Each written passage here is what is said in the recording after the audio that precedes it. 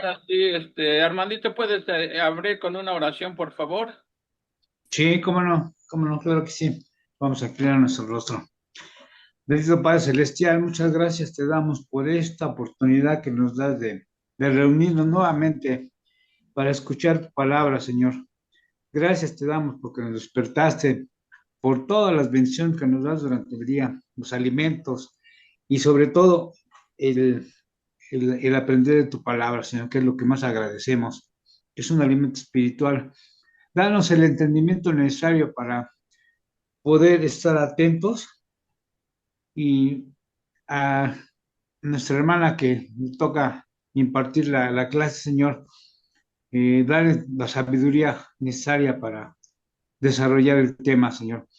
Te pedimos por las personas y por nuestros integrantes que no se han podido eh, reunir, que si es tu voluntad, que los traigas. Eh, si no se puede, que los bendigas donde quiera que estén. Y a las personas que escuchan o que van a escuchar este audio, las bendiga, Señor, con el conocimiento de tu palabra. Te lo pedimos y te lo agradecemos en el bendito nombre de tu Hijo Jesucristo. Amén. Amén, amén. Amén, Gracias, amén. Armandito. Gracias. Nada más que la voluntad de Dios sí es que todos estén aquí. Esa es la voluntad de Dios. La voluntad de los que no se conectan, pues ya es de ellos. Pero bueno, Bueno, adelante, pues. Adelante, Brendis. De acuerdo, pues buenas noches, gracias por estar aquí. Y bueno, pues hoy vamos a ver el capítulo 64 de Isaías.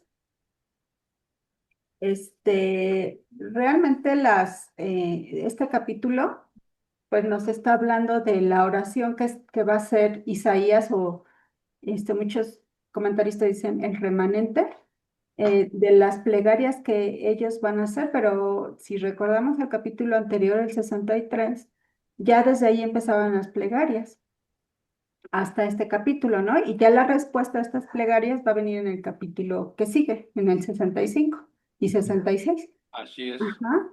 Dios viene, perdón, Dios viene en el siguiente. Ah, sí. Como les decía, viene en el siguiente capítulo la contestación. Pero en este capítulo, el que ora está exaltando o está resaltando la magnificencia y la soberanía y el poder de Dios, el Todopoderoso, el gran yo soy. Eh, Él está haciendo estas exaltaciones o está resaltando lo que es Dios en los primeros versículos porque ya se oye desesperado. Ya él sabe lo que va a pasar en un futuro porque él era el profeta. De hecho, él ya se los dijo qué es lo que va a pasar en el futuro. Recuerden que en este tiempo de Isaías todavía no se iban cautivos a Babilonia, pero para Isaías, él ya había visto esta profecía, entonces él ya vio lo que iba a pasar, que iban a destruir Jerusalén y que iban a destruir el templo. Y recuerden que para ellos el templo era el lugar donde iban a adorar, porque ya Israel fue cautivo precisamente porque ellos eran idólatras. Recuerden que Jeroboam hizo dos becerros de oro, uno en el sur y uno en el norte. ¿Para qué? sí, Para que no fueran a adorar a Jerusalén, ¿no? Para que se quedaran ahí los diezmos y los sacrificios y todo se quedaran ahí y no se fueran a Jerusalén a adorar a Dios, al Dios verdadero. Entonces, recuerden que para los judíos, el no tener un templo y hasta la fecha, por eso está el muro de los lamentos, porque solamente quedó el muro, entonces no tienen un templo donde ir a adorar. Para ellos esto era terrible, ¿no? Entonces, esta persona que está orando, Isaías o el remanente, como muchos escritores dicen, ya está desesperado, ya está angustiado, no encuentra una respuesta, ¿no? Solamente está el silencio de Dios de ¿y qué va a pasar? O sea, si esto va a pasar, Señor, ¿por qué no respondes a nuestras plegarias, a nuestras oraciones? Entonces Él ya está solicitando que ya venga el Señor, que ya se manifieste y que ya acabe con todas estas opresiones que han sufrido los israelitas los judíos. Si recordamos la historia, realmente ellos han sido un pueblo que los han humillado. Existe el antisemitismo, aunque a lo mejor es un término mal empleado porque se refiere a muchas personas, tanto árabes como judíos, pero ya legalmente la ONU ya determinó que antisemitismo se refiere exclusivamente a los judíos. Ya no hay, no hay mezcla entre árabes y judíos, nada más el antisemitismo es el odio o el no querer que este pueblo tenga una nación, que tenga derechos. Eso es el antisemitismo. Entonces, si recordamos, ellos siempre han sufrido de todo esto, ¿no? Entonces le pide a Dios, ya manifiéstate, ya contéstanos, por favor, no nos abandones. Sabemos que somos pecadores, pero por favor, contéstanos y dinos qué es lo que va a pasar. No te quedes callado, ¿no? Entonces, básicamente esto es lo que nos va a hablar este capítulo, las plegarias que están haciendo y bueno, pues vamos a ver qué tan desesperados ya están los judíos, ¿no? Aquí puse que efectivamente cuando Isaías está haciendo estas oraciones, él lo está haciendo con todo su corazón, con toda su alma, con toda su mente, con todo su ser. Entonces, eh, eh, así el Señor es como le gusta que nosotros lo adoremos y oremos a Él, que nos ofrezcamos como un sacrificio vivo delante de Él. Ajá, que enterremos nuestros pecados en la cruz, que, que ya no seamos egoístas y pensemos solamente en nosotros. Entonces, cuando tú haces esto, tienes una relación personal con Dios, directa, exclusiva con Él. Entonces, cuando pasa esto, Él se da a conocer, Él se manifiesta, ¿no? Entonces, esto es lo que va a pasar gracias a esta oración que ya viene, como les decía, del capítulo 63 hasta este capítulo. Dios se va a manifestar. Y van a ver en el 65 y en el 66 qué buenas nuevas hay para los judíos, bueno, en el contexto de que estamos hablando de los judíos, pero realmente esto también nos toca a nosotros. Esto también nos habla a nosotros a través de lo que les pasó a los judíos, nos está hablando a nosotros porque nosotros ya estamos injertados en esta vid que es Jesús, ya pertenecemos a Jesucristo, ya somos de Él, ya nos apartó, ya nos llama por nuestro nombre, Él nos creó en el vientre de nuestra madre, no somos ninguna casualidad, ¿no? Entonces, aquí se va a dar a conocer para nosotros y para los judíos en este tiempo, en esta dispensación, se va a dar a conocer la persona de Jesús. Amén. Solamente así, ¿no? Bien, sigamos entonces. El primer versículo dice, Isaías 64, capítulo 64, versículo 1. Oh, si rompieses los cielos y descendieras y a tu presencia se escurriesen los montes, voy a leer hasta el 4, hasta el 5, perdón. ¿Cómo? Dice, se escurriesen los montes como fuego abrasador de fundiciones, fuego que hace hervir las aguas para que hicieras notorio tu nombre a tus enemigos y las naciones temblasen a tu presencia. Cuando haciendo cosas terribles, cuales nunca esperábamos, descendiste, fluyeron los montes delante de ti, ni nunca oyeron, ni oídos percibieron, ni ojo ha visto a Dios fuera de ti, que hiciese por el que en él espera. Saliste al encuentro del que con alegría hacía justicia de los que se acordaban de ti en tus caminos. He aquí, tú te enojaste porque pecamos. En los pecados hemos perseverado por largo tiempo. ¿Podremos acaso ser salvos? Bueno, pues aquí ya Isaías está haciendo esta oración, pero lo que está haciendo primero está exaltando a Dios. Después, ¿qué está diciendo? Reconocemos que somos pecadores. Reconocemos que desde que, bueno, tú nos sacaste de Egipto, nos liberaste, en el desierto nos cuidaste, nuestras batallas siempre las has luchado tú y las hemos ganado, pero, Señor, reconocemos también que contra todo esto hemos pecado contra ti, hemos sido idólatras, hemos sido, eh, asesinos, hemos sido todos los pecados que puedan existir. Y a ver, lo hemos sido, pero sin embargo, tú, ¿qué vas a hacer, Padre Santo, contra todo esto? Tú te vas a quedar callado, tú vas a, ¿qué es lo que vas a hacer con nosotros? ¿No? En pocas palabras. ¿Qué vas a hacer con nosotros? Por eso les dice, ¿podremos ser salvos después de todas las cosas que hemos hecho? Entonces, bueno, aquí vamos a hacer nada más algunas anotaciones con respecto a que dice aquí, o si rompiese los cielos y descendieras, aquí estamos viendo una súplica para que Dios intervenga desde el cielo, desde el donde Él está. Bueno, sabemos que Dios es omnipotente y omnipresente y Él está en todos lados. Pero aquí Isaías le está diciendo, por favor, tú estás en el cielo, ayúdanos y ven a salvarnos porque ya no podemos con esto. Eh, Estamos viendo también aquí a tu presencia se escurriesen los montes. Los montes o las montañas son como una sede de gobierno, ¿no? Una autoridad, un poder. Por eso él está diciendo aquí, um, y a tu presencia se encubriesen los montes.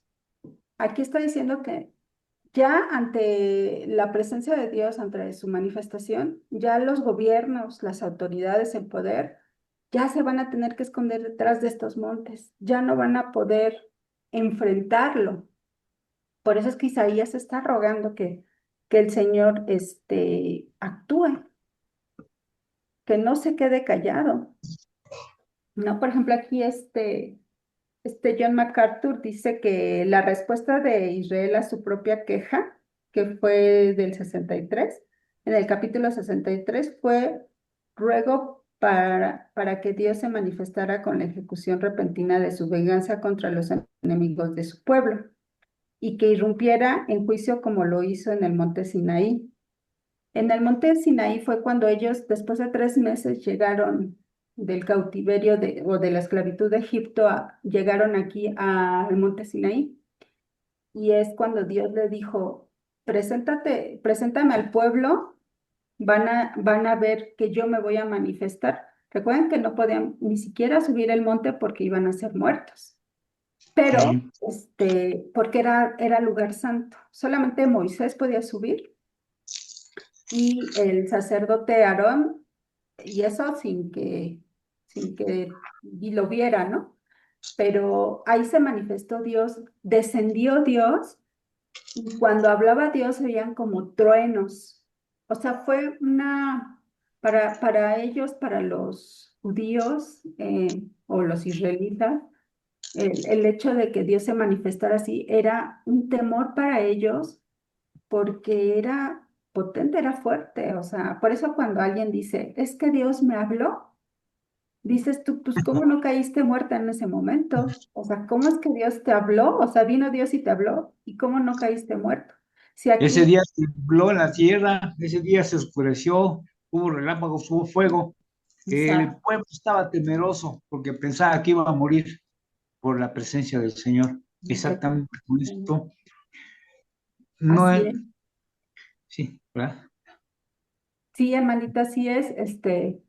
La verdad es que era un espectáculo que los espantaba, o sea, lejos de decir, ay, Dios se presentó ante mí y me habló. No, fue algo que los espantó e incluso temieron por su propia vida, su integridad, porque era muy fuerte, como dice Armandito, ¿no? Cómo la tierra se movió, como el hecho de que Dios te hable, no es que venga y te diga, hijo, quiero que hagas esto, ¿no? Porque estar ante la presencia de Dios es algo que es nadie, absolutamente más. Bueno, Moisés y fue el que lo vio a través de una zarza, pero a Dios nadie lo ha visto. Jesucristo es el reflejo de Dios. Si quieres ver a Dios, ve a Jesucristo, porque Él es Dios. Pero a Dios nadie lo ha visto porque Dios es espíritu. Pero entonces, aquí el que ora está diciendo, manifiéstate así como te manifestaste en el Sinaí. Por favor, ven ya y ayúdanos, socórrenos, ¿no? Entonces, em,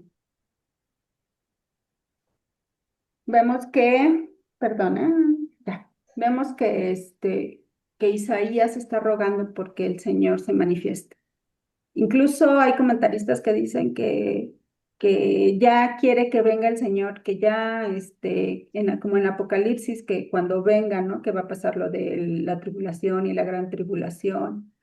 Ya dice, ya que pase todo eso, ¿no? Porque ya no aguantamos tanta opresión y ya no aguantamos el hecho de que nuestra ciudad y nuestro templo se iban a destruir. Parece que él está hablando ya proféticamente, para Isaías ya era un hecho, ¿no? Y por eso recuerden que para Dios el futuro es historia, porque para Dios ya es un hecho. Entonces, ya era un hecho que iba a pasar.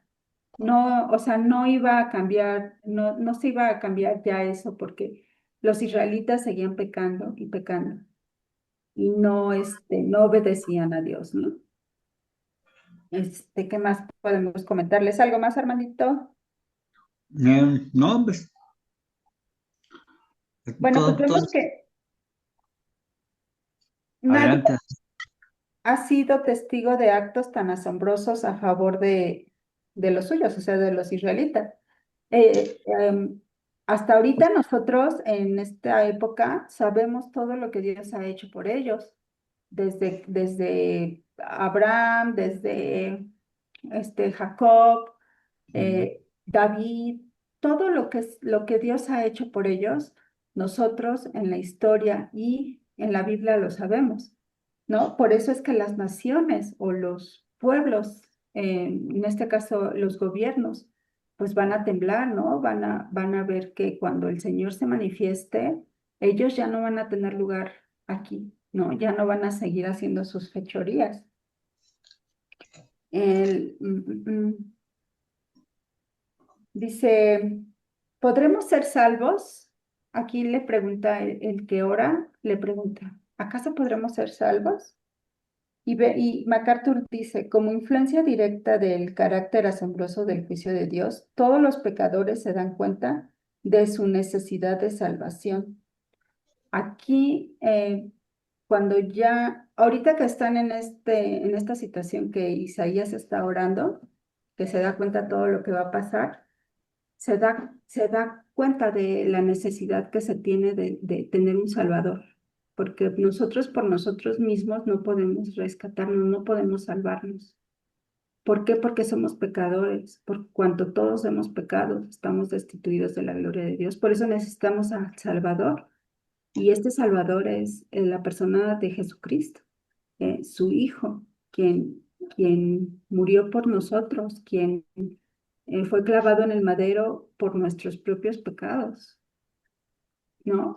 Solamente Él, porque recuerden que cuando hacían sus sacrificios en el Antiguo Testamento, que ofrecían sacrificios, holocaustos, ofrenda quemada, sus libaciones, sus oblesiones, todo esto, era porque nadie era digno ni capaz de poder limpiar los pecados, ni del pueblo ni del mundo, ¿no?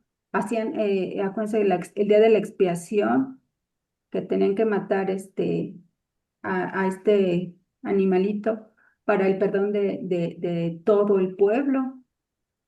Entonces ahora, gracias a la misericordia y a la gracia de Dios, Jesucristo es el único que pudo salvarnos de la muerte eterna. Y no solamente este sacrificio es el que Dios necesitaba para poder perdonarnos a nosotros de todas las iniquidades que hemos cometido. Entonces vemos que este Salvador es el que necesitamos, porque es Dios mismo a través de su Hijo Jesucristo. Solamente así podemos ser salvos. No hay otra manera, ¿no? Versículo 6 dice, si bien todos nosotros somos como suciedad y todas nuestras justicias como trapo de inmundicia, y caímos todos nosotros como la hoja, y nuestras maldades nos llevaron como viento. Bueno, pues vemos que aquí, eh, perdón, acá estamos. Vemos que está diciendo que somos como suciedad. Esto nos hace incapaces e indignos ante Dios, ¿no? Es lo que le estaba diciendo ahorita. O sea, todos, por cuanto todos hemos pecado, estamos destituidos de su gloria.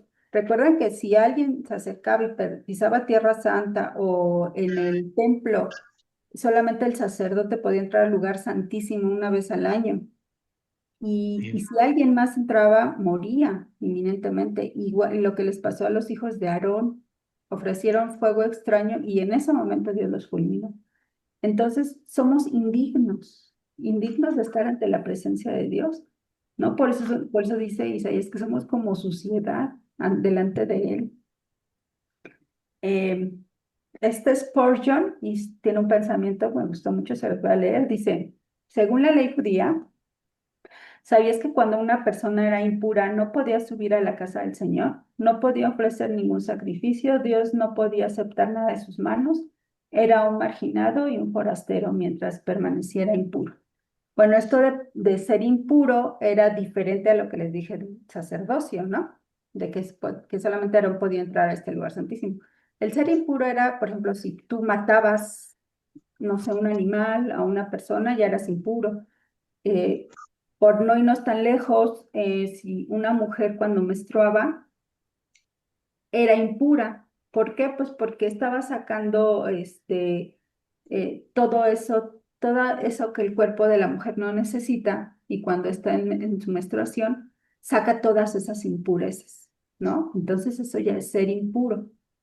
Entonces, si ella estaba menstruando, pues no podía ir a la sinagoga, por ejemplo, o la persona que estaba con ella, si la tocaba, si incluso tocaba algún objeto de ella, ya era impura. Entonces tenían que limpiarse y tenían que hacer todos este tipo de sacrificios, de limpiezas para poder ir al templo o para poder ofrecer un sacrificio.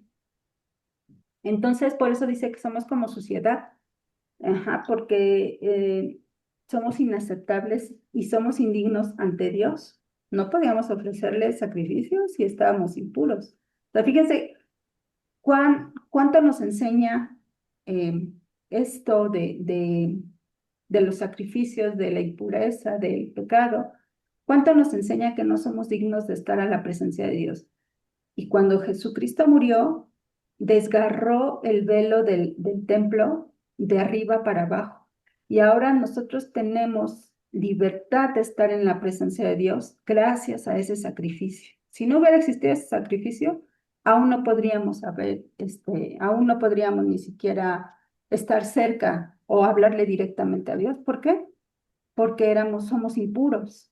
Entonces, solamente Dios, a través de Dios, somos limpios, a través de Jesucristo somos limpios y podemos estar ante la presencia de Dios, orando directamente a Él, porque incluso Jesucristo mora a través de nosotros, que es el Espíritu Santo.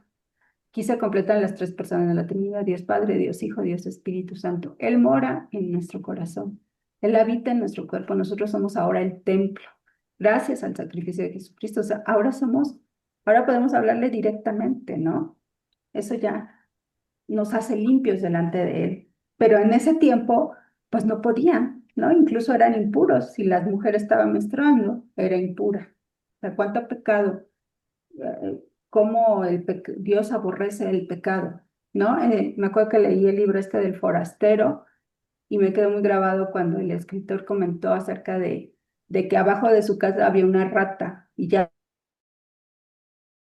estaba muerta en estado de putrefacción. Y olía horrible, entonces tenían que sacar esa rata, ¿no? Para que ya no siguiera oliendo así. Entonces así es el pecado ante Dios. Es un olor horrible, es un olor insoportable, como una rata muerta, ¿no? Así es el pecado. Pues dice que como suciedad, ajá, como trapos de suciedad, dice, todas nuestras justicias como trapos de suciedad. Fíjense esto qué importante es. El bien que tratemos de hacer es inaceptable e inmundo ante el Señor. Fíjense, si nosotros, por ejemplo, como decía Pablo, yo fui fariseo de fariseos, bla, bla, bla, y todo eso lo tengo como basura, como popó, perdón la palabra, pero ¿cuál era eso? Era nada, era suciedad, ¿no? Porque aún lo bueno que hacía era basura, porque es pecador, ¿no? Entonces, por eso también dicen que somos siervos inútiles, porque al final de cuentas estamos haciendo lo que debemos hacer. No hacemos ni más ni menos, ¿no? Entonces, si nosotros queremos hacer el bien y queremos enaltecernos nosotros, entonces no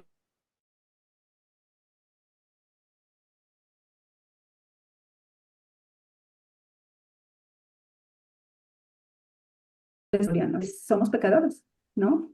Solamente, solamente Dios es el único que nos puede limpiar, bueno, en este caso Jesucristo, nos puede limpiar de estos pecados que son muy feos, son detestables para el Señor. También me gustó mucho esto que, por ejemplo, aquí en Isaías 64 dice que somos como hojas que caen, como hojas secas que caen del árbol marchito, ¿no? Ujú. Nuestra condición pecaminosa nos ha hecho débiles e inestables, sin poder duradero ante Dios. Y Jeremías que nos dice que si bendito el hombre que confía en el Señor y pone su confianza en él, será como un árbol plantado junto al agua que extiende sus raíces hacia la corriente. No teme que llegue el calor y sus hojas están siempre verdes. En época de sequía no se angustia y nunca deja de dar fruto. Que, o sea, es la diferencia, ¿no? La diferencia cuando estamos con Dios y cuando no estamos con Dios. Cuando no estamos con Dios somos como hojas secas que caen y se las lleva el viento. Y somos fáciles de manipular, fáciles de convencer, de herejías, de cosas del mundo. Pero cuando estamos bien plantados, las raíces están bien cimentadas en Jesucristo, somos ese árbol que nunca va a morir porque siempre sus hojas van a estar verdes, nunca le va a faltar el agua y siempre dará fruto.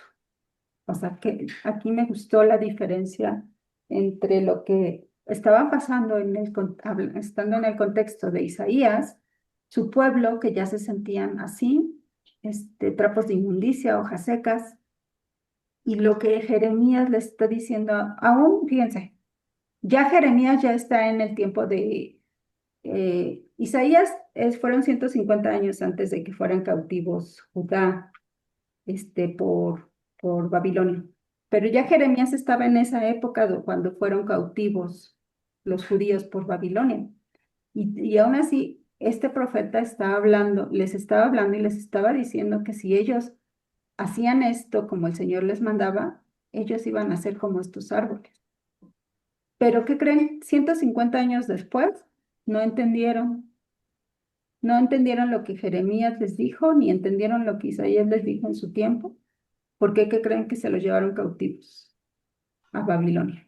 Ujú. Entonces, eso quiere decir que nunca hicieron caso y que seguían en sus idolatrías, en sus pecados. Hubo uno que otro rey bueno que hacía las cosas correctamente como Dios le mandaba, pero eran momentáneos y luego volvían a caer. Y así realmente no los juzgamos porque nosotros estamos en la misma condición. Eh, por ejemplo, ahorita estamos bien contentos leyendo la palabra de Dios y al rato, ay, ya tengo que limpiar la oficina. Ay, ahora tengo que, mañana me tengo que levantar temprano. O sea, ahí ya se nos acabó el gusto, ya se nos acabó. No, y no debe de ser así. Siempre debemos permanecer, que nuestros sentimientos no nos dirijan, no nos guíen, no nos manden. ¿Por qué? Porque nosotros ya tenemos la palabra de Dios. Tenemos a Jesucristo en nuestras vidas y eso es lo que va a hacer que nosotros no seamos como las olas del mar que van y vienen, ¿no? Que fácilmente nos distraemos, fácilmente perdemos la fe. Digo, sí nos ha pasado, yo no digo que no, ¿no? Pero ya tenemos la palabra de Dios. Entonces, cuando caemos en eso, es cuando debemos reflexionar y cambiar nuestra manera de pensar, porque Dios ya nos transformó, ¿no? Ya no somos como antes. Entonces, debemos aplicarlo a nuestras vidas. Esto que estamos ahorita leyendo no solamente es historia, no solamente es teoría o no solamente son palabras. Debemos aplicarlo a nuestras vidas todos los días. Digo, yo no, quizás yo no sé a quién para decirles, porque yo muchas veces he caído, como dice Pablo. Yo mismo no pretendo haberlo alcanzado, ¿no? Pero sigo la meta. Entonces, debemos seguir la meta, debemos exhortarnos unos a otros. El estar aquí en estos estudios es exhortarnos unos a otros para seguir aprendiendo la palabra de Dios y para que lo apliquemos, no solamente para estar en el estudio y cumplir con el hermano, cumplir con la sociedad, no. Aquí estamos cumpliendo con Dios. Estamos directamente agradándole a Él, ofreciéndonos como sacrificio vivo. ¿Por qué? Porque estamos sacrificando el ver la telenovela, estamos sacrificando el ver las noticias o el ya echarme mi sueñito, ya estoy cansado. Ese es el verdadero sacrificio vivo que Dios demanda de nosotros. Entonces hay que aplicarlo a nuestra vida. No solamente hay que leer por leer, sino aplicarlo y saber qué es lo que Dios nos quiere decir. ¿Qué más? Dice, caímos todos nosotros como hojas. Nuestra condición pecaminosa nos ha hecho débiles e inestables, sin poder duradero ante Dios, y nuestras maldades nos llevaron como viento. Significa que no tenemos poder para resistir la tentación, ¿no? Son las hojas secas. Nuestros pecados nos arrastran como un huracán. O sea, somos fáciles de manipular, como les decía hace rato, como las hojas del mar que van y vienen. Muy bien, chicos. ¿Algo que quieran comentar? Al final, Betis, Al final. sí, Vale. Ujú. Ok. Versículo 7. Dice, nadie hay que invoque tu nombre, que se despierte para apoyarse en ti, por lo cual escondiste de nosotros tu rostro y nos dejaste marchitar en poder de nuestras maldades. Ok. Entonces aquí dice que nadie hay que invoque tu nombre, que se despierte para apoyarse en ti. Incluso en nuestra condición inmunda e inestable, no buscamos al Señor de la manera que deberíamos. Ujú. ¿Por qué? Porque somos perezosos y complacientes, ¿no? Vemos que somos malvados, el hombre es malvado e inclinado hacia el mal. Ay, permítame tantito, que mi batería se está acabando. O la tuya, Japo.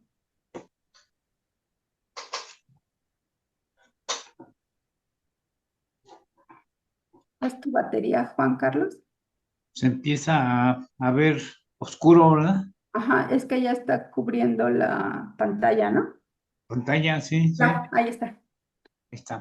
Entonces, espérame tantito. Vemos que en nuestra condición de pecadores, nadie está interesado en Dios. La gente no ve la fidelidad de Dios, no lo espera, estamos en decadencia espiritual, estamos marchitos, estamos alejados de Él. Ajá, al estar en autoridad de nuestro pecado, nos estamos marchitando, no le estamos dando la gloria a Él. Y vemos que solo por la gracia de Dios que Él se mueve, no depende del pueblo, sino de Dios. Entonces aquí estamos viendo que si nadie invoca el nombre de Dios, es por nuestras mismas iniquidades. Ajá. Sin embargo, Dios no deja de ser. Dios sigue existiendo. Él no depende de nosotros para hacer sus obras, no depende de nosotros para que su gloria sea manifestada. Nosotros simplemente somos unos instrumentos en manos de Dios. Como les decía hace rato, somos siervos inútiles porque solamente hacemos lo que tenemos que hacer, ¿no? Entonces aquí Dios, perdón, el que ora, en este caso Isaías, está haciendo una petición a Dios de que recuerde que a final de cuentas estos pecadores son su pueblo, que no los abandone, ¿no? Debido a sus pecados y transgresiones, Israel pensó que Dios había vuelto su rostro de ellos. Esto quiere decir que pensaron que ya Dios ya no iba a ayudarlos, pues a estar con ellos, a rescatarlos, a salvarlos. Pero pues qué equivocados están, ¿no? Porque cuántas veces nosotros no hemos pecado y nos arrepentimos y lo volvemos a hacer. Eso ya no debe estar en nosotros porque, como les dije, nuevas criaturas somos ahorita nosotros. Pero si nos vamos al contexto de ellos, del pueblo de Dios, de los judíos en esta época, pues ellos no conocían el Espíritu Santo. El Espíritu Santo todavía no se manifestaba en ese tiempo. Se manifestó en Pentecostés, en esta dispensación, pero en la época en que ellos estaban no conocían al Espíritu Santo. Entonces ellos pensaban que Dios ya había vuelto su rostro contra ellos. No tenían esperanza, no pensaban que no iban a ser salvos, porque sabían todos sus pecados. O sea, uno bien sabe que ha pecado y piensa uno que no es merecedor del perdón de Dios. Pero gracias a la obra de Cristo, Dios nos perdona y nos limpia. Y nuestros pecados los entierra en el fondo, los echa al fondo del mar. Entonces, eh, nosotros, por la gracia de Dios, sabemos que esto pasa y que si volvemos a pecar, ya no lo hacemos con esa convicción. Ya en el momento el Espíritu Santo nos está redarguyendo y nos está diciendo que no lo hagamos. Y es cuando regresamos, volteamos, volvemos, ¿no? Nos damos la vuelta y decimos, no, yo ya no voy a hacer eso. Pero en este tiempo, pues ellos no sabían y era una espiral descendiente, ¿no? Constantemente pecaban, se arrepentían, los perdonaba, volvían a pecar y así era un círculo vicioso que nunca acababa, ¿no? Versículo 8. Ahora pues, Jehová, tú eres nuestro Padre, nosotros barro, y tú el que nos formaste. Así que obra de tus manos somos todos nosotros. Este está bien bonito porque este, incluso hay una canción, ¿no? Que dice, buen alfarero, ¿no? Entonces, yo soy el barro, tú eres el alfarero. Exacto, que precisamente dice que aquí el que está orando dice, Señor, tú nos formaste en el vientre de nuestra madre, tú nos creaste, somos tu pueblo. Por favor, sé como el alfarero que vuelve a formar, que él le da forma al barro y crea estas artesanías y crea estas cosas. Créanos, por favor, a como tú quieres que seamos, moldéanos, ¿no? Eh, por eso aquí dice, el que ora apela a la misericordia de Dios debido al poder soberano de Dios sobre cada vida. Aquí está hablando sobre la soberanía que Dios tiene sobre nuestras vidas. Él puede hacer o deshacer en sus manos este barro. Entonces Él le pide que por favor, como el buen alfarero, los forme y los vuelva a hacer para que ellos vuelvan al camino, ¿no? Está apelando a la soberanía de Dios. En esa Dice, época, Betis, sí, no había quien se arrepintiera. A esta oración, prácticamente aquí se están dando cuenta que lo único que tienen que hacer es depender del Señor, o se dieron cuenta que esa era su única alternativa. Y es como ahora, que para nosotros es nuestra única alternativa, depender de Dios, depender de Jesús, o de Cristo en este caso. Pero en aquella época era tanta su maldad, sus pecados, que no había quien, quien buscara al Señor hasta que vieron la necesidad de, pues se viene la necesidad de buscarlo. Esta es parte de la oración que están, de la plegaria que se está mencionando aquí. Y hermanito, exactamente, no había quien lo buscara, ¿no? Entonces, aquí dice, el que ora apela a la misericordia de Dios, debido al poder soberano de Dios sobre cada vida. Es como decir, Señor, somos como barro en tus manos. Trátanos con gentileza y moldéanos según tu misericordia, ¿no? ¿Y qué es lo que hace el artesano, el alfarero? Pues él crea con sus manos forma. Entonces aquí le está diciendo el que ora, fórmanos a como tú quieres que seamos, pero no nos abandones, no nos dejes, porque no había, sentía que no había respuesta. O sea, Isaías o el que ora pensaba que ya no había salvación para ellos, que ya nada podía hacer que Dios los volteara a ver. Por eso él es que está orando con esta intensidad de corazón. Pero Y un corazón. una pregunta. Sí, Isaías está hablando en primera persona del plural, como si estuviera orando el pueblo, porque si nosotros, nuestras justicias son como trapo de inmundicia, nuestros pecados como hoja seca, etcétera. Y la pregunta es, cuando Isaías está escribiendo esto, ¿cuál era la condición espiritual del pueblo de Israel? ¿Cuál era su condición? Ya pues iban en decadencia, ¿Perdón? ya, ya se habían olvidado del Señor. Por eso estaban mal totalmente, mal, mal, mal. Sí, muy mal. Pero recordemos una cosa, aquí Isaías cuando está orando, el que está orando es Isaías, obviamente, donde Dios le ha revelado todo lo que va a suceder y él está orando, pero él se está identificando con el pueblo. O sea, no está diciendo, ellos son como trapos de inmundicia, dice, no, nosotros somos, o sea, se está identificando con el incluyendo. pecado del pueblo, sí. Como Daniel así también oraba, ¿no? Identificándose con... Y no es que Isaías fuera un hombre, o Isaías era un hombre de Dios, ¿sí? Era su profeta, un hombre de Dios. Sin embargo, está diciendo nuestras maldades, nuestras iniquidades, o sea, porque se está identificando como... O sea, en otras palabras, Isaías está orando en representación de todo el pueblo, ¿sí? Sí, Que en el sí. pueblo no había nadie que hiciera esa oración, todos estaban mal, ¿sí? Y Isaías, conociendo lo que se venía en el futuro, está orando en nombre del pueblo, ¿no? Sí, Bueno, nada más Sí. eso era.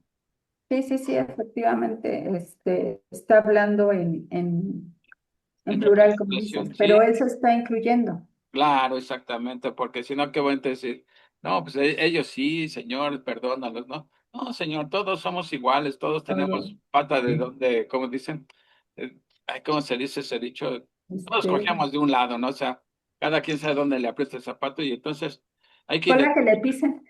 Ah, exactamente, exactamente. Dicho coloquialmente en primera de Brenda, así dice, cola que les pise, ¿no? Es Entonces, que pudieron, Isaías se identifica con los pecados del pueblo, a pesar de que era un hombre de Dios, no se está poniendo por encima del pueblo, o sea, hablando en representación de todo el pueblo de Dios. Bueno, También. Sí, adelante.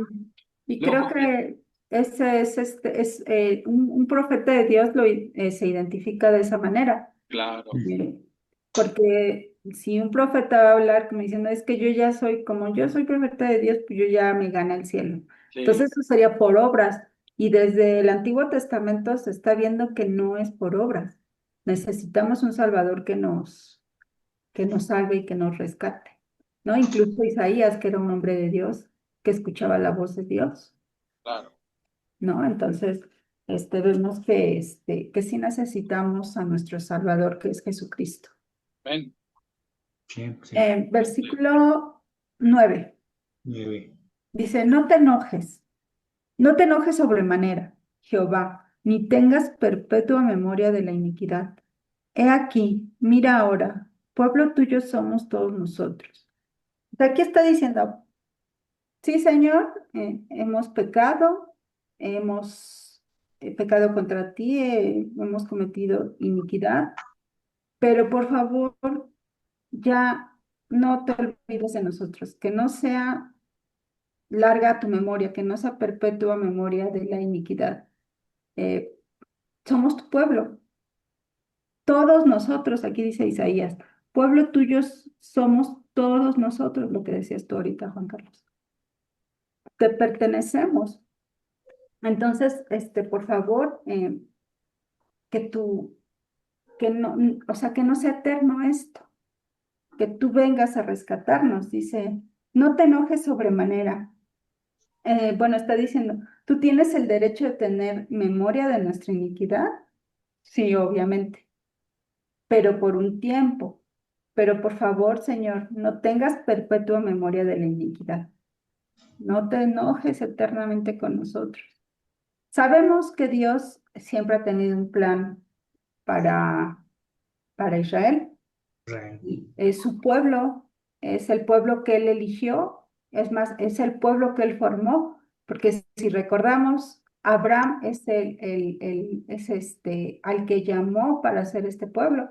Él tuvo que salir de Ur de los Caldeos para obedecer el llamado de Dios. Y él lo hizo y no tenía nada. O sea, me refiero a que no le dijo, mira, esa casa, ese castillo va a ser tuyo. Vete para allá, vete a esa tierra que yo te prometí y ese castillo ya está hecho. No, Abraham fue, por eso es el padre de la fe, porque él fue con esa fe sin ver nada. Simplemente creyó en Dios y lo obedeció. Entonces, de ahí se formó el pueblo de Israel. Abraham tuvo a Isaac, Isaac tuvo a Jacob y a Esaú, y Jacob tuvo a las 12 tribus, que ahora, de las que ahora estamos hablando. Entonces, realmente Dios formó a este pueblo, Dios lo escogió para ser su pueblo, y por eso le dice Isaías, porque Isaías se conocía el Torá, se conocía la ley de Moisés, el Pentateuco. Entonces dice, Señor, somos tu pueblo. O sea, tú nos elegiste, no tengas memoria perpetua de nosotros. Perdónanos y ven a rescatarnos. Dice, somos pecadores y merecemos tus juicios, pero seguimos siendo tu pueblo, seguimos siendo tuyo, ¿no? Entonces, esta oración que Isaías está haciendo está pues de cierta manera, no porque a Dios se le haya olvidado, pero simplemente está haciendo, recalcando esto para que Dios vuelva a ellos y tenga misericordia de ellos, ¿no? Que sí reconocen que son pecadores, pero que siguen siendo de Dios. Entonces, es pues lo que ahorita Jesucristo hizo por nosotros. No, Él ya nos rescató, Él nos escogió, nos eligió, Él nos formó en el vientre de nuestra madre, Él nos buscó, porque no hay quien busque a Dios, Él nos buscó a nosotros, nos redimió, somos santos, somos apartados de Él. Sin embargo, seguimos en el mundo y seguimos pecando. Pero esto no nos justifica. El hecho de que Jesús vino a este mundo a hacernos conocer el reino de Él, nos hace pensar y nos hace reflexionar que ya en este mundo ya debemos caminar como si ya estuviéramos en su presencia. O sea, no debemos justificarnos nosotros mismos y decir, pues es que al fin soy humano, pues la carne es débil y ya volví a pecar. No, ya debemos caminar como si estuviéramos en su presencia. Ya no debemos tener esa mentalidad, ¿no? Sin embargo, aquí el pueblo judío, el que ora, está diciendo, Señor, sí, ya pecamos, pero seguimos siendo tuyos. Rescátanos, por favor. Versículo 10. Tus santas ciudades están desiertas. Sión es un desierto, Jerusalén una soledad. La casa de nuestro santuario y de nuestra gloria, en la cual te alabaron nuestros padres, fue consumida al fuego, y todas nuestras cosas preciosas han sido destruidas. Entonces, aquí, ¿qué está diciendo el profeta?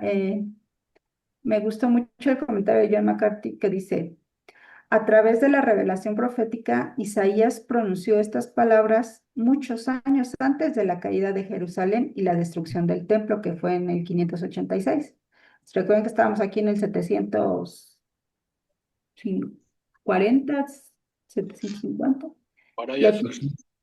500 ya está en el 586 fue cuando fue la destrucción del templo de Jerusalén y que se lo llevó cautivos Nabucodonosor.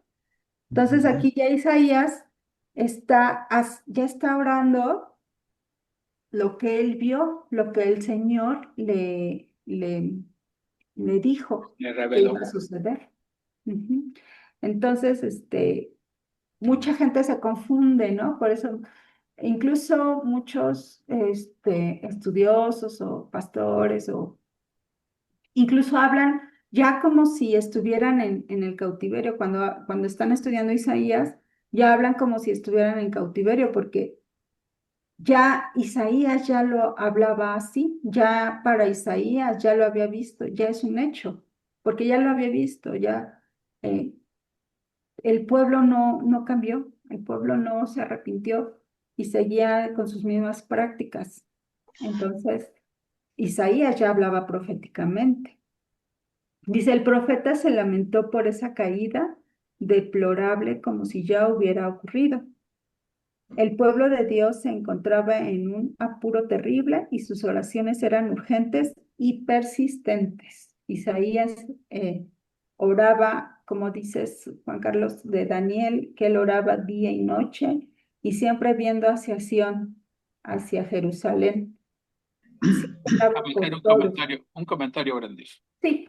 Isaías, como ahorita ya estamos empezando a estudiar nuestros profetas menores y estudiando Oseas, leí que Isaías y Oseas fueron contemporáneos. Y cuando Oseas estaba haciendo sus profecías, Israel se encontraba en una situación económica muy bien. O Muy sea, bueno. en armamento, en dinero, o sea, estaban muy bien, pero espiritualmente estaban muy mal. ¿Sí? Ujú. Y a veces el error es pensar que porque te está yendo bien económicamente, Dios está contento contigo. Por eso los profetas les advertían, sí, o sea, están bien económicamente, y eso es gracias a Dios, no es gracias a los ídolos a los que ustedes adoran, ¿sí?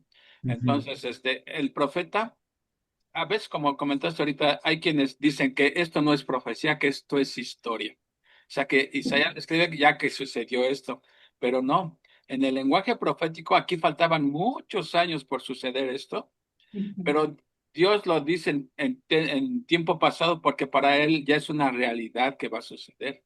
Esa es la profecía, ¿sí? Exacto. Hablar de cosas futuras como si ya fueran. Recuerden que la Biblia dice que Dios es el único que puede llamar a las cosas que no son como si ya fueran. Bueno, ¿Sí? Nadie puede hacer eso más que Dios, porque Él conoce todo la historia, ¿no? Sabe todo lo que va a pasar. Entonces, bueno, creo que ese era mi comentario. Tengo otros, pero para el final, ¿verdad? ok, sí, ya vamos a acabar. Y Belén, no te preocupes, tengo hasta las 5 de la mañana yo. Bueno, como si hay que disfrutarlo, ¿verdad? Claro, Esto también es pues es alimento espiritual para nosotros.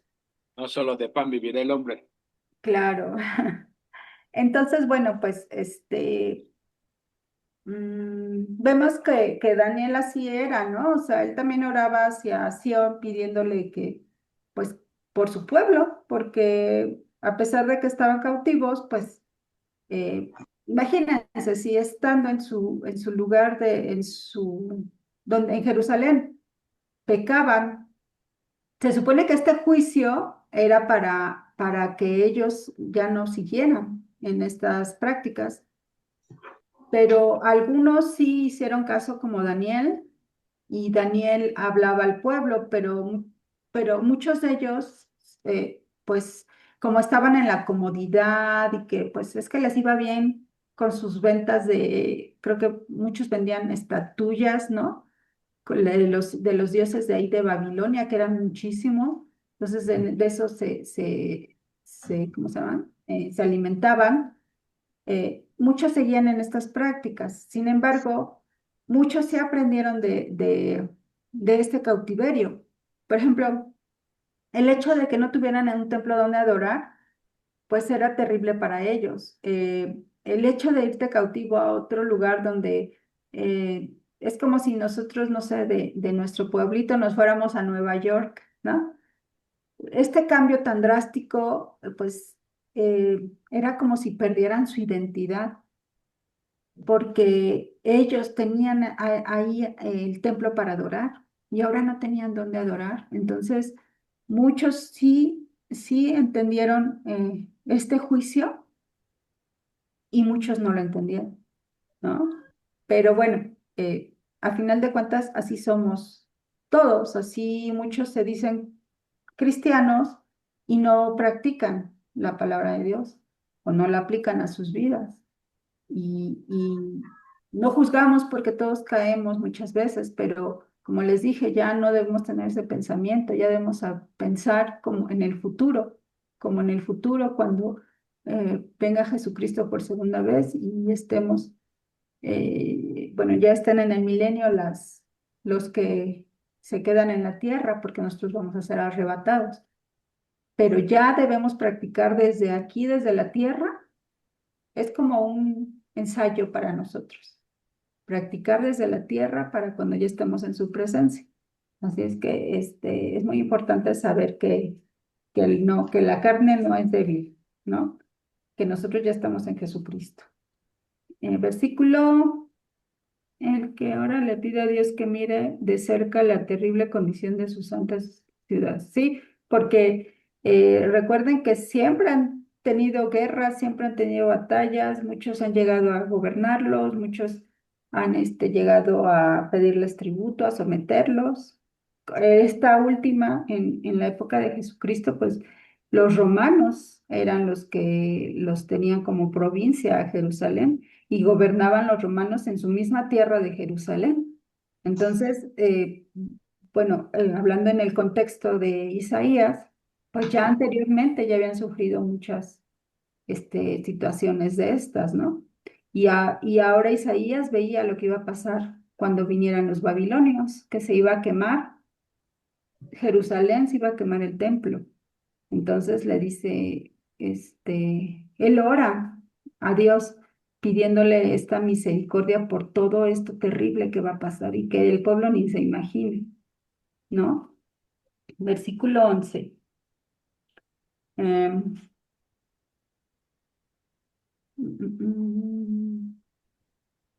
11 dijimos, ¿ah? Sí. No, ya la leí el 11 también, 12. 12. Entonces, aquí ya en el 12 dice, después de todo esto que Isaías ya había visto, le pregunta a Dios, ¿te estarás quieto, oh Jehová, sobre estas cosas? O sea, sobre todo lo que ya vimos, le pregunta, ¿te vas a estar quieto respecto a esto? ¿Callarás y nos afligirás sobremanera? Yo sé que quizás se oiga esta oración o esta pregunta se oiga muy agresiva o muy falta de respeto. ¿Por qué? Porque él lo está diciendo así como, ¿te quedarás callado? Pero realmente en el contexto de Isaías, él lo que le está pidiendo al Señor es misericordia, ¿no? Nosotros ahorita no oramos así, porque nosotros ya oramos de diferente manera. Nosotros ya pedimos en humildad, pedimos misericordia, pero siempre en humildad y en respeto hacia Dios y nunca exigiéndole y nunca pidiéndole cosas así de esta manera. Pero recuerden que estamos en el Antiguo Testamento y los judíos siempre hacen preguntas retóricas, siempre hacen una pregunta ya como que con una pregunta, una respuesta que ya va implícita, o hacen preguntas así como, no sé si han oído a un judío como habla, así, hacen así ese tipo de preguntas que dices, pues ahora yo qué contesto, ¿no? Pero bueno, Isaías estaba hablando así con Dios y Dios pues no lo tomó mal, al contrario. Él le va a dar una respuesta en el siguiente capítulo de qué es lo que Él va a hacer, ¿no? Entonces aquí vemos que precisamente se concluye este capítulo con esta pregunta. Concluye la oración con una pregunta. Y el que ora pregunta, Señor, tú conoces muy bien nuestra condición pecaminosa, pero ¿estarás quieto? ¿Te quedarás callado y nos dejarás que estemos afligidos de esta manera? El sentido es, Señor, por favor, muestra misericordia, es lo que les digo. O sea, Isaías lo está diciendo en esa época con esas palabras, pero realmente lo que él le está pidiendo al Señor es que le muestre misericordia. Ajá.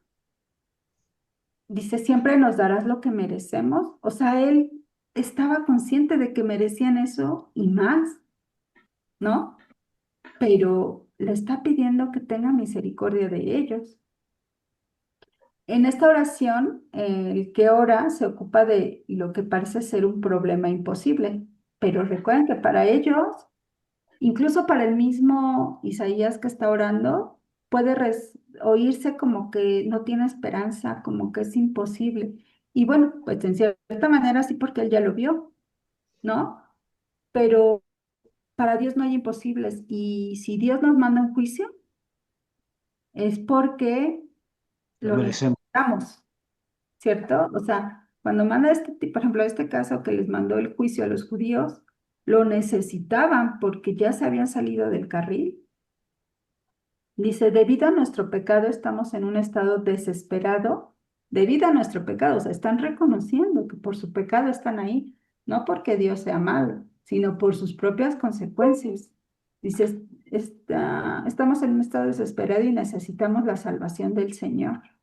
Todos sabemos que necesitamos desesperadamente la salvación del Señor. Por nosotros mismos no nos podemos salvar. En última instancia, la respuesta se encuentra en el nuevo pacto. O sea, si bien es cierto, recuerden que Isaías es como el segundo evangelio. ¿Por qué? Porque en el siguiente capítulo le va a dar las buenas nuevas, las cosas buenas que Dios va a hacer por su pueblo, hablando en este contexto.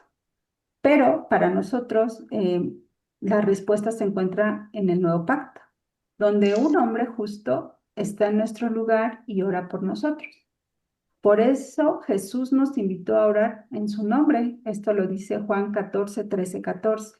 Oren en mi nombre, pidan en mi nombre y se les concederá. Cuando oramos en el nombre de Jesús, Él es el hombre justo que apela a Dios por nosotros. Él es nuestro Salvador. Él es eh, el que nos rescata, el que nos cuida, el que intercede por nosotros ante el Padre.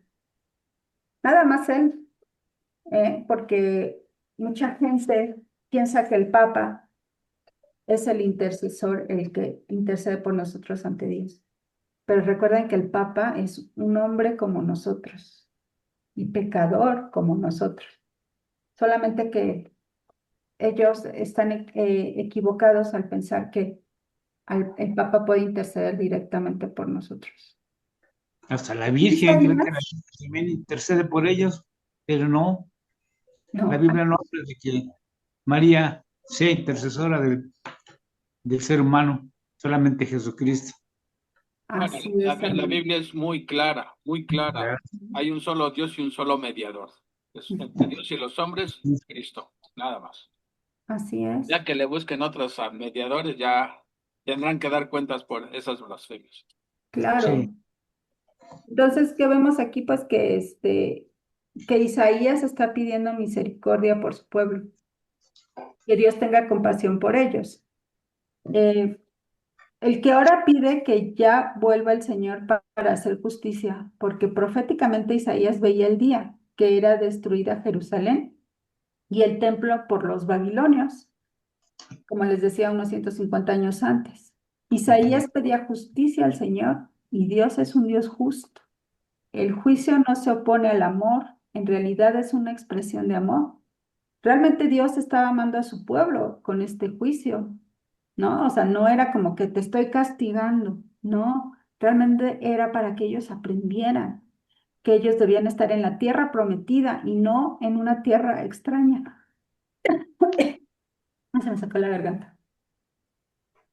Eh, el, ju- el juicio no se opone al amor, en realidad es una expresión de amor. El juicio de Dios siempre está equilibrado, siempre es justo. Por eso la justicia es de Dios. En Romanos 3:23 dice, por cuanto todos hemos pecado y estamos destituidos de la gloria de Dios, por eso nosotros no somos quien para hacernos justicia por propia mano. Por eso dejamos la justicia a Dios, porque Él es justo, Él es literalmente la justicia. Ajá. No somos aptos para hacer justicia por propia mano. Es por eso se la dejamos a Dios, que es el único que es justo.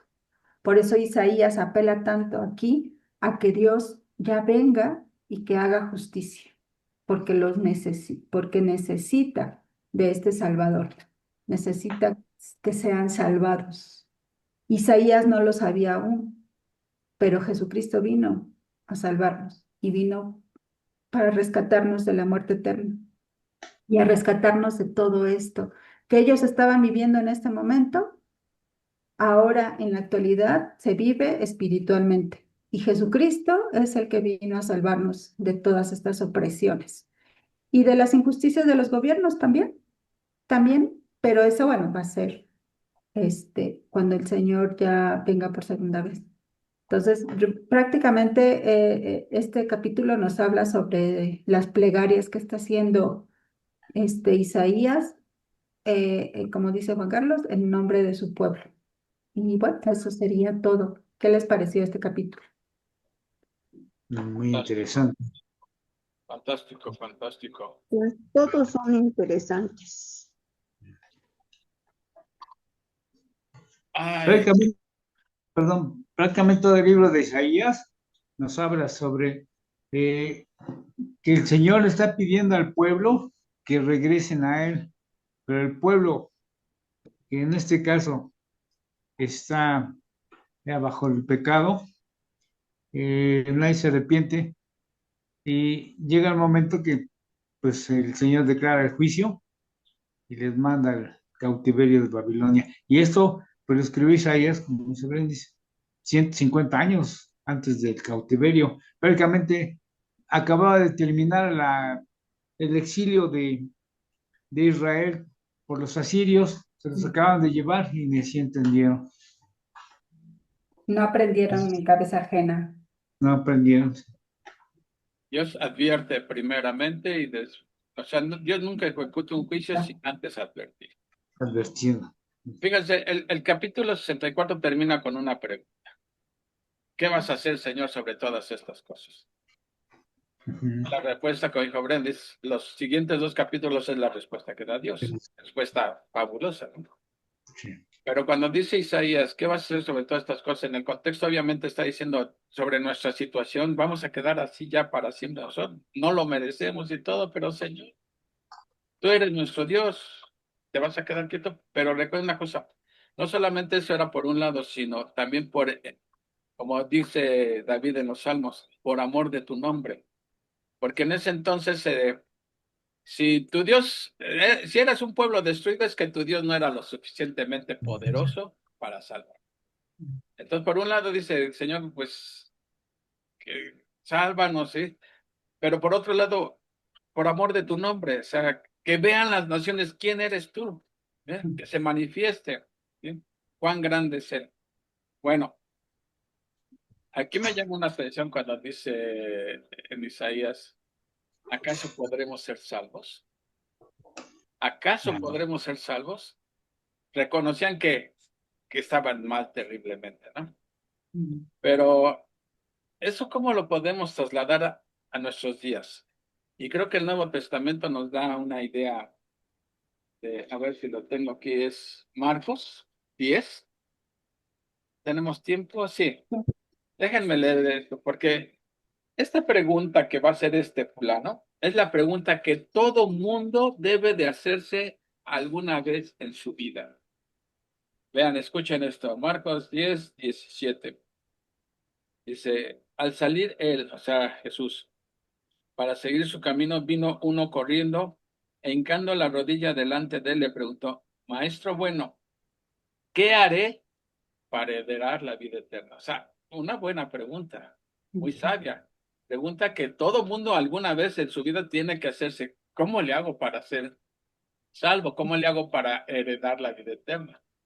Bueno, Jesús se lo contestó así de simple, dice. Jesús le dijo, primeramente le dijo, ¿por qué me llamas bueno?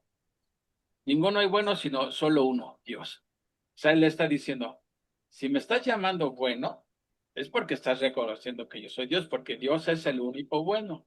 Entonces, de entrada tú me estás llamando bueno, entonces estás reconociendo que soy Dios, porque no hay otro bueno más que Dios. Dice, ninguno hay bueno sino solo Dios.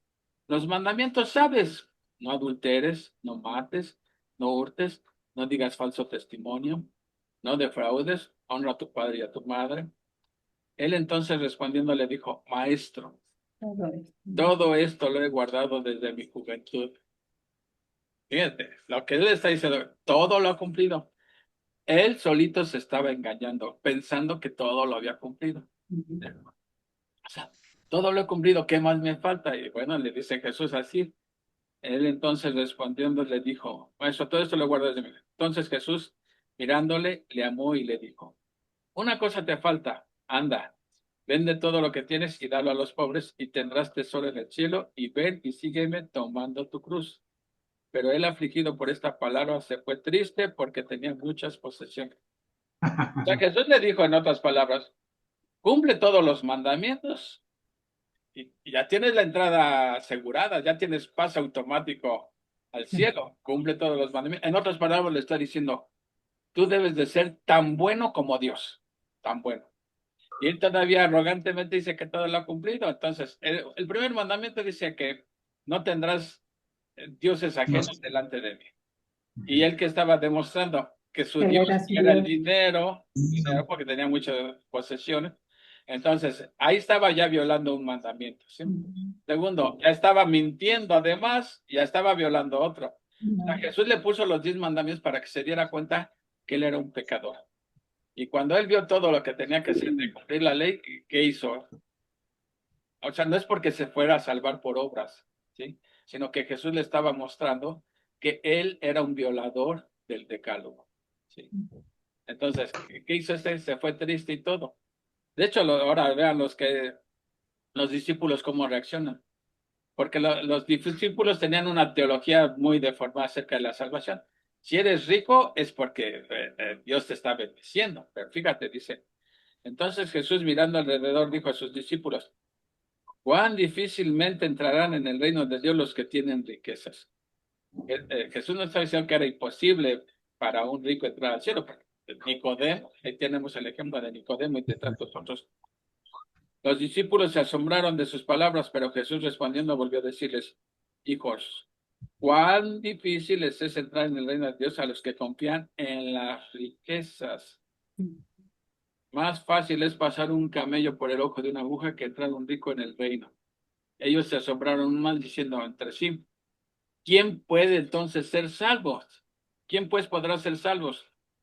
O sea, ellos están preguntando, entonces, ¿quién puede ser salvo? Y escuchen la respuesta de Jesús dentro del contexto de lo que él está diciendo. Dice, entonces Jesús mirándoles dijo: para los hombres es imposible. ¿Es imposible qué? Ser ¿Cuál salvo. es el contexto? Exactamente, está hablando de salvación. Para los hombres es imposible su salvación, para los hombres, para cualquier hombre. Dice, porque ya me perdí, pero todos los es imposible, más para con Dios, no, porque todas las cosas son posibles para Dios. O sea, ¿qué está diciendo aquí? Tanto en el Antiguo Testamento como en el Nuevo Testamento, el único que puede salvar es Dios. Porque tan pecadores eran los del Antiguo Testamento como somos ahora en el Nuevo Testamento. Es para un ser humano, dice Jesús, es imposible ser salvo. Entonces, hace rato pusiste ¿dónde están mis notas aquí de lo que? Bueno, entonces, ¿cómo ser salvo? Es la pregunta que todo mundo debe de hacerse. Pero díganme una cosa, ¿acaso la gente común y corriente se pregunta, se hace esta pregunta? ¿Cómo No, ser no, salvo? No. no. ¿Cómo puede Ni heredar se la vida? No lo acuerda. hacen. Y el día que la hagan, bueno, la Biblia es la que da la respuesta. Y luego pusiste a Jeremías 17, Brendis, donde dijiste, bendito el hombre que confía en Jehová. Y eso es muy cierto, pero me hubiera gustado que hubieras puesto los dos versículos antes, donde dice, maldito el hombre que confía en el hombre. ¿Qué pasa con las religiones? Las religiones confían en sus propias obras, ¿sí? Llámenle Sí. católico, testigo, mormón. Ellos están confiando en sus propias obras, o sea, están confiando en ellos mismos. ¿Y qué dice la Biblia? Maldito el hombre que confía en el hombre, aún a sí mismo, ¿sí? Entonces, si uno confía en sus propias obras, dice el Señor, maldito es, maldito es. Bendito aquel que confía en el Señor, ¿sí? Entonces, bueno, otra cosa que comentaste, Brice, pero como que me distraje un poquito y ya no supe si entendí bien o no. Me pareció escuchar que dijiste que, que el Espíritu Santo en el Antiguo Testamento ni lo conocían. Sí, sí lo dije, perdón, pero me refería a, pues, a todos los demás, por ejemplo, los profetas sí tenían el Espíritu Santo, ¿no? Todos los profetas lo tenían, o sea, el Espíritu Santo venía a determinadas personas, no Exactamente, a todas. exactamente, porque recuerden en el Salmo 51, David dice, no apartes de mí tu Santo Espíritu. O sea Ujú. que sí sabían del Espíritu Santo. Bueno, me imaginé que a lo mejor no te expresaste bien o algo. Sí, no, es Creo que que sí lo dije así, pero tienes razón. porque la diferencia, el Espíritu Santo está desde Génesis y el Espíritu de Dios se movía. Se movían, sí. Ok, entonces el Espíritu Santo siempre ha existido, ¿no? Siempre. La diferencia entre el ministerio del Espíritu Santo entre el Antiguo Testamento y el Nuevo Testamento es que ahora el Espíritu Santo habita permanentemente en el creyente, ¿sí? Eso se Ujú. llama habitar, quiere decir morar permanentemente. No, no es como en el Antiguo Testamento que venía por una situación específica. Por ejemplo, con los jueces llegaba el Espíritu Santo, les daba unas capacidades tremendas y ya luego, ¡pum!, arrivederci, ¿no? Por eso David cuando cometió el pecado dice, no apartes tu Santo Espíritu de mí, ¿sí? Entonces, en el Nuevo Testamento no pasa eso. Si un cristiano genuino, obviamente genuino, peca, no se va el Espíritu Santo.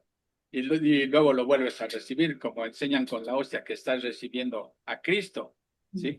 Pecaste, ahora comulga y vuelves a recibir a Cristo. No, si pecas, lo que pasa con el Espíritu Santo es que lo entristeces, pero no te deja, ¿no? Porque esa es la diferencia cuando dice nosotros en el Nuevo Testamento somos bautizados por el Espíritu Santo y eso significa habitados permanentemente. Eso no sucede en el Nuevo Testamento, pero sí existía. Entonces, aclarado eso, no te pongas tache, Brenos. ¿Está bien? No, pero incluso Jesús dijo, ¿no? Que el que nace de nuevo tiene que ser en espíritu, en agua y en espíritu. Espíritu, claro, exactamente. Luego, me gusta lo que está diciendo Isaías de que para ser salvos, ¿qué está haciendo Isaías? Clamando en el nombre del pueblo que son pecadores, que Reconociendo reconocen, su pecado. exactamente, están reconociendo su condición, que no merecen la gracia de Dios, lo reconocen. Bueno, eso es exactamente lo mismo en el Nuevo Testamento. Tenemos que reconocer que somos pecadores. Por eso cuando tiene uno que reconocer primero su condición de pecado. ¿Pero qué significa reconocer tu condición de pecador? Es que mereces el infierno. La paga del pecado es muerte, de acuerdo a Romanos 6:23. La La paga plenitud del de tu pecado ley. es muerte, ¿sí? Entonces tú tienes que reconocer eso primeramente. Si quieres que Cristo te salve, tienes que reconocer que eres pecador, ¿sí? Como Pablo dijo, habiendo sido yo antes blasfemo, etc. Y está reconociendo todo lo que hizo, ¿no? Bueno, uno tiene que reconocer su pecado, Está. su condición de pecador. Luego reconocer la grandeza de Dios, que Dios es el único que le puede salvar. No son las obras de uno mismo lo que te salvan. Reconocer que solamente Dios te puede salvar. ¿Sí? Que si Dios te manda al infierno no está cometiendo ninguna injusticia, porque tú reconoces, pues eso es lo que merezco, la paga del pecado es muerte. ¿Sí? Pero reconoces que el único, como el ladrón, acuérdate de mí cuando estés en tu reino. Él reconoció, yo a la verdad merezco estar aquí, pero este hombre no, está reconociendo la santidad de Cristo, que es impecable. Le pide lo que tenía que pedir. Acuérdate de mí cuando estés en tu libro. ¿Sí? Entonces, ¿qué tiene que hacer uno? Reconocer su condición de pecador. Pero en serio, no decir, ay, me porto mal, no, de reconocer que mereces el infierno, la paga el pecado de muerte. Segundo, reconocer que solamente Dios te puede salvar. Y tercero, clamar por su misericordia. ¿Sí?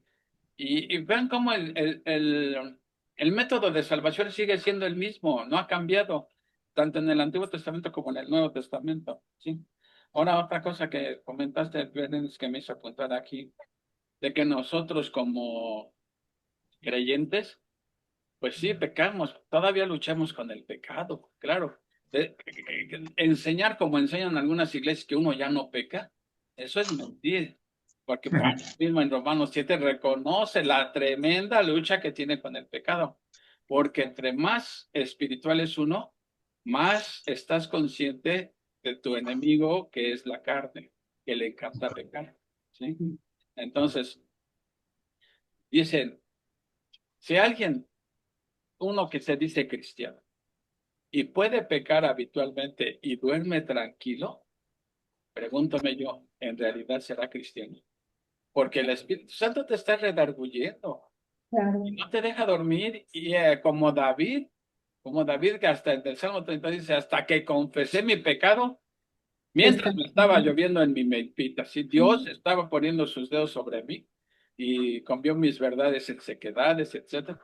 Entonces, a veces, y digo no siempre, pero cuando está pasando una situación difícil, pura, pues preguntarse, pues quizá tengo ahí un pecado oculto, no sé, ¿sí? Pero digo, no estoy diciendo que siempre tengas un problema por pecado, sino ya te parecerías a los amigos de Job. ¿Y qué habrás hecho? ¿No? No, hay que. Y por último, pues amor. En esto ya lo comenté por amor de tu nombre. Es que luego nada más escribo tantito y rápido y luego ya ni le entiendo a mi letra. Pero bueno, esos eran los comentarios que quería hacer con ustedes. No digo nada más para redondear lo que ya dijeron, o sea, estuvo Sí, bien. pero esos comentarios nos amplían, ¿no? Porque muchas veces a lo mejor me quedo así de que me faltó algo y tú ya lo completaste y ya nos quedan súper claros. Pues de eso se trata que hagamos, ¿no? Que edificarnos unos a otros, ¿no? No se Ajá, trata de que sea un monólogo, sino retroalimentación para todos, ¿no? ¿Alguien claro. más? Manuelita, Armandito, algo que quieran agregar. No, ya lo dijeron todos ustedes. Son muy interesantes. Bueno, ¿sí me escuchan? Sí, Sí, Manuelita. Bueno, aquí yo puse esto de que todos los pecadores se dan cuenta de la necesidad de su salvación a través de Cristo. Y también puse, Jesucristo es el único Salvador de nosotros. Bien. Aquí también Isaías empleó lo más sucio, trapos de inmundicia.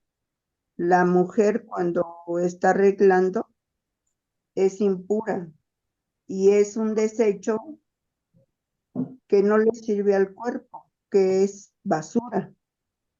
También puse aquí que Isaías no hace excepción entre un pueblo cuyos pecados lo habían separado de Dios, porque al pueblo no le importaba, no le importaba Dios al pueblo.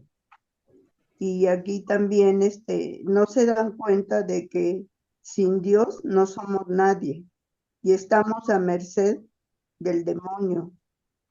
Gracias a la muerte de Jesucristo somos salvos. También aquí Dios es el alfarero, tiene control del barro y es un ruego para que Dios realice en el pueblo una obra de salvación. El pueblo de Dios estaba en un apuro terrible y sus oraciones eran urgentes y se preguntaban, esta pregunta sí que yo también me sacó de onda, como dice, ¿cómo puedes quedarte quieto mientras tu pueblo es desolado? Entonces yo me digo, así se hablaban antes, porque entonces aquí uno ruega, pide misericordia, pide, por ejemplo, ahora que estaba yo en urgencias, yo decía, Dios, estoy en tus manos, tú sabes, pero pedírselo con humildad, no como una orden. Es lo que yo entendí de esto. Sí, es correcto, Gracias. Manuelita. La oración no es una exigencia, es un Ujú, clamor por misericordia y aceptando. O sea, a muchos dicen, hay que orar con fe. Sí, se requiere la fe, pero la fe no te garantiza que Dios va a contestar, porque la ujú, fe incluye que todo está sujeto a la voluntad de Dios. O sea, Señor, te pido esto y esto, pero yo sé que tú eres más sabio que yo, tú sabes qué es lo más prudente, y la fe incluye aceptar lo que Dios determine. Sí. sí. Ahorita que estaba hablando, Manuelita, de los tipos de inmundicia, que mencionó Brendis ahí de este capítulo, que se me fue la palabra de cómo se llama esa figura del lenguaje, pero gracias a Dios ya me cayó el rayo del Espíritu Santo y me recordó, se llama eufemismo. Eufemismo. Eufemismo. No se me acordaba, ¿y cómo se llama? Le pregunté a Leti, y no te acordás tampoco, le dije, se me... No, a lo mejor te aprendes, lo menciona, cómo se llama esa figura del lenguaje, pero no lo mencionó. Se llama eufemismo. ¿Qué es un eufemismo? Es decir, algo que suena grotesco, suavizarlo, ¿sí? Por ejemplo, trapos de inmundicia significa, un judío hubiera entendido que un trapo de inmundicia, ¿cómo lo diré en nuestros términos? Un cótex de desecho, ya usado. ¿A dónde va a dar un cótex de desecho? A la A la basura. basura, Por eso, por eso puse basura. ese es un eufemismo para que no suene tan fuerte. Es como cuando dice uno, otro eufemismo. Ay, permítanme, me anda del uno. Eso es un eufemismo, ¿sí? Lo que quiere decir voy a hacer pipí, que es otro eufemismo, no tan fuerte. O dices, me anda del dos, pues tú ya sabes qué quieres decir con me anda del dos. Ya si, Orinita, si ya orinita, dices, me anda del cinco, pues ya es una diarrea tremenda, seguramente. Entonces eso es un eufemismo. También cuando dice que cuando Saúl entró a una cueva y dice, cubría sus pies, y que David tuvo la oportunidad de matarlo porque cubría sus pies, y tú dices, tienes que entender qué significa ese eufemismo. Quiere decir que estaba haciendo popó, ¿sí? Estaba cubriendo sus pies. Entonces tú tienes que entender, pues no entiendo qué es eso de... También tener relaciones sexuales, también se dice conocer, es otro eufemismo. Pero cuando estás mencionando, se me fue de la cabeza, ¿cómo se llama? ¿Cómo se llama? Y ahorita que lo menciona Manuelita me acuerdo, es eufemismo. Bueno, nada más era... Cuando dice uno, me anda del 3, yo les digo es pipí, popó y pujar. No, pero yo dije del 5 cuando ya es una disentería viviana, yo creo. Bueno, esos son eufemismos. Cuando dices, tú estás en la luna todo el tiempo, pues estás usando un eufemismo, ¿no? Es un lenguaje figurado, ¿no? Bueno. Bueno, pues qué bueno, estuvo bueno el capítulo. Gracias a Muy Dios. bueno. muy Gracias. bueno. Acuérdense, el capítulo terminó con una pregunta. Oh, mi Dios, ¿qué vas a hacer? La respuesta viene en los siguientes capítulos. No se lo pierdan la No se siguiente lo semana. pierden. Próximo capítulo, Armandito, y Brendis va a tener que cerrar con broche de oro este libro. Le toca el siguiente. Y después vamos con los profetas menores que, fíjense, comentábamos que vamos a cambiar el horario pensando justamente en que se puedan integrar más personas, ¿no? Claro. Más Esa personas. es la Porque idea. vean ya aquí los poquitos que somos, y no es que yo juzgue o critique. El viernes sí es pesado, muchos tienen cosas que hacer, ya Sí, que porque ya estoy bostezando. sí, entonces lo vamos a hacer el domingo a las 7 de la noche, Ya que estén bien descansaditos, ya descansaditos, dormiditos. ya yendo a ver cubierto sus pies, todo ya es resuelto. Entonces, y digo, no va a faltar quien ponga pretextos, pero bueno, ni modo. Entonces, Claro, pero, el compromiso es con Dios. claro. No es ni con Brenda, ni Armandito, ni Manuelita, ni mucho menos conmigo. Es con Dios el compromiso. Ahora, si lo que no les gusta es los que dan la plática, pues que se anote para que ellos den la plática, ¿no? Estaría bien para que estén de ese lado y también así No, estudian Brendis. y No, ven. no se subestimen. Cuando uno enseña, sabe que no son enchiladas, o sea, y uno hace su mejor esfuerzo. Quizá lo hacemos imperfectamente, pero lo hacemos de todo corazón, echándole ganas y todo. Pero para eso estamos los demás, para retroalimentarnos. Claro. Por eso compartir los libros que vamos a usar, los que estamos enseñando. Sí, Porque si a mí se me pasa algo que estoy enseñando, se me pasa algo importante, dice, ah, yo leí también ahí con Warren Wiersbe que esto, qué bueno que me recordás, eso se trata. O si dije una herejía, no, yo leí que es esto, ¿no? Bueno, por eso se trata, porque que todos participen. sí, claro. Eso es a lo que me refiero, que todos podamos participar para que también estén de este lado y ya así nos retroalimentemos todos. Claro, sí, sí, no es lo mismo ver los toros desde la barrera, ¿verdad, hermanito? A que entrarle al toro. No, pues se Bueno, Pero sufre la diferente. vamos a terminar con una oración, ¿sí? Amado Padre Celestial, cuántas gracias, Señor, te damos, porque nos has dejado tu palabra escrita, Señor, que nos ilumina, Señor, realmente cómo nos muestras el camino, Señor, y cómo afecta o cómo debe de afectar nuestras vidas tu palabra de Dios, tu palabra, Señor. Agradecemos por este esfuerzo que hacen o hacemos todos los que estamos enseñando, Señor, porque entendemos que el primer beneficiado es el que estudia y el que enseña, Señor. Y te pedimos, Padre, que esto no solamente sea algo, un conocimiento intelectual, sino que de verdad se anide en nuestro corazón y dé frutos para tu gloria y tu honra, Señor. Te pedimos, Padre, que podamos concluir este estudio en 2 semanas, Señor, y que bendigas el siguiente estudio que estamos planeando, Señor, de los profetas menores. Te pedimos porque pueda haber más hermanos que tengan interés en aprender de ti, Señor, no solamente viendo el video posteriormente, sino que estén aquí con nosotros, ayudándonos a enseñar, Señor, a retroalimentarnos, Señor, en que juntos podamos crecer, Señor. Gracias por la vida de Brendis, de Armandito, de Manuelita, de los que no se pudieron conectar.